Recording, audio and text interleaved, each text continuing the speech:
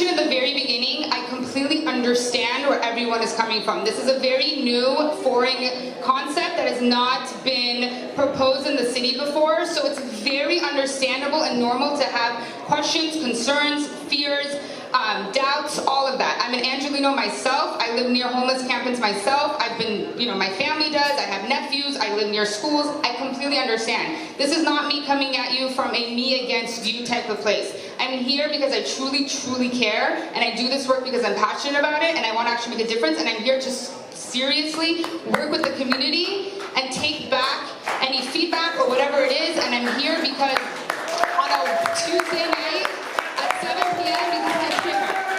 Thank you. And I'm really not just saying that, I really do, and that's why I'm allowing you to say whatever you need to say, because I understand that there's frustration and there's questions and there's fears. So again, as I was saying, and I'll be brief because I know there's a lot going on and the motion has been postponed, but just want you to know, because again, I understand you have questions. So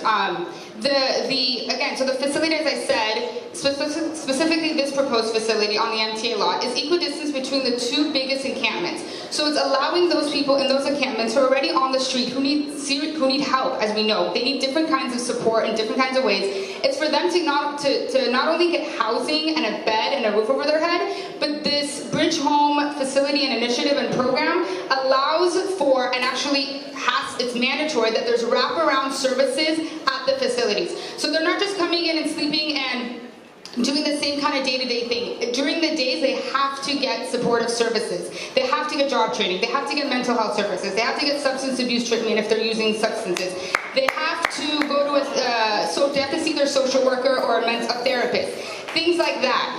Not only that, but there's also security 24 hours a day. I promise you that there will be security. There will not be loitering. They are going to be good neighbors. The point of this program is to not only get people off the streets who are already who you guys believe may be endangering your family, whatever. They're going to be getting services, and there's going to be security. And not only that, there's going to be, anytime there's a Bridge Housing site anywhere going up, there is increased not only outreach, prior and during and afterwards, increased heavy outreach by the service providers.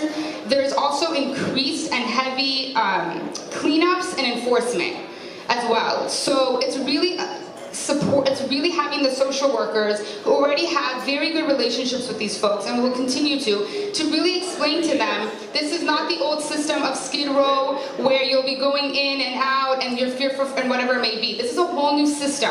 So it's a gentle interruption in their life of educating them as well as everyone else in the community that this is not this old system of shelters and going in and out. This is a new system. There's funding there. There's support there. We're working very closely with service providers, with the county, with neighborhood councils, with council members, of course, in order to make this as best as we possibly can, to allow people who are already there to get a roof over their head and get services, and then the goal is within 6 months, around there. I'm not promising you a date, so please know that. I'm on Fox News. I'm not promising you a date, but within a short amount of time, after getting services, job training, a job, whatever it may be for that individual, for them to then go into some type of permanent housing. That type could be permanent supportive housing, which is continued housing that you pay for. The person has to pay for and it's a low income, and not only are they so permanent supportive is housing that they're paying for, and they're getting continued services on site. So that's called permanent supportive housing. Then they can either do that, or they can go. I'm going to stop right now. So there's different types of permanent housing they can then go into.